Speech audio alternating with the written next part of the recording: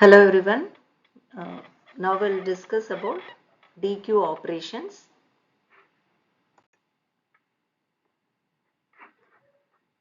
So this is inserting a new element at the front position. So usually we insert element at the rear. So here I am going to perform insertion at front. So that is possible with double-ended queue that we have discussed already in the previous video. Okay, so if the front is pointing to the first element, okay, that is 0, if front is equal to 0, I have to reinitialize this front to the last position. So in this case it is 4. So I have to make, if front is less than 1, let's say it is 0, I have to make this front as front to the pointing to the last index of the array. So in this case 4 is the last index. 4 is my last index. So I have to make front is equal to n minus 1. Okay. I have to point front is equal to n minus 1. Then I have to insert the element. So 5 is my new element. Then I can insert this. A is nothing but the array. So A of front. So front contains n minus 1, that is 4. So A of 4 is equal to 5. So 5 is my element, new element which I am going to insert in the array. Okay. So this is the operation, that is insertion operation, that we are going to perform at the front end of the deque.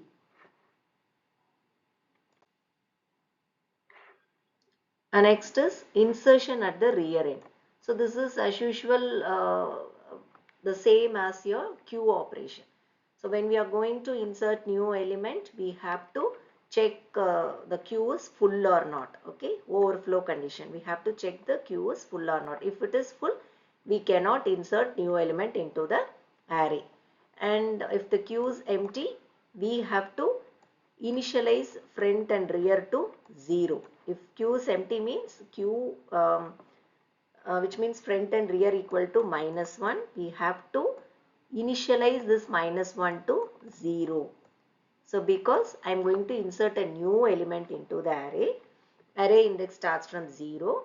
So my queue is empty right now. So I am going to insert new element. So obviously that new element is going to be at the first position, that is 0th position. Okay. So I am going to initialize with 0. So the next thing is, I'm here in this condition, I'm going to insert the element at the rear end. Okay. So what I have to do, I have to increase the rear pointer by 1. Rear equal to rear plus 1 or rear plus plus. Okay. So this way I can insert new element at the rear position. See here. So this is my existing array.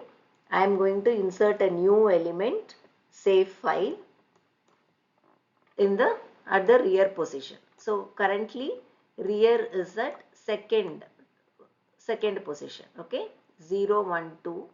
So second position. I am going to insert new element at rear. So obviously a third position I am going to insert 5. I want to insert this 5. So what I have to do is, I have to increase this rear pointer by 1. Okay. So what happens? If now rear equal to 2. If I increase, my rear becomes 3. Okay. My rear becomes 3. My rear points this third location. Now I can insert the new value 5 into my memory position. Into my memory position 3.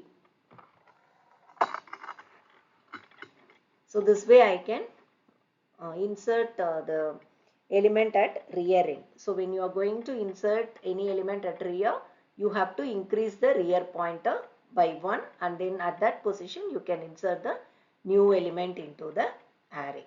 And while performing insertion operation, we have to check the overflow condition, whether the queue is full or not. That we have to ensure before inserting any element into the array.